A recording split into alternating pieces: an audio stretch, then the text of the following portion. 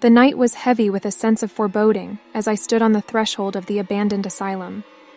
Moonlight filtered through broken windows, casting eerie shadows on the cracked linoleum floor. A cold breeze whispered through the decaying hallways, carrying with it the distant cries of something not quite alive.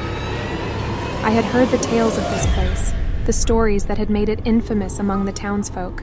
They spoke of a malevolent spirit, a tormented soul that had once been a patient here, subjected to unspeakable horrors.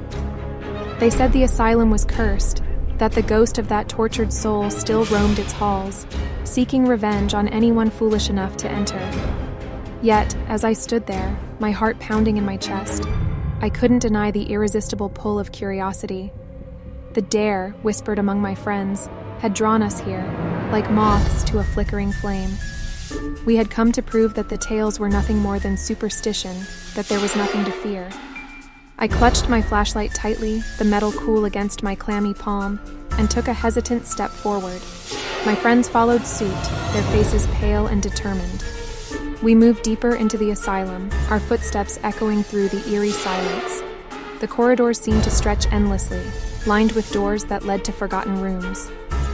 As we explored, the air grew heavier and the temperature dropped. I could see my breath in the frigid air, a visible reminder that we were not alone. The first sign that something was amiss came in the form of a faint, distant whisper.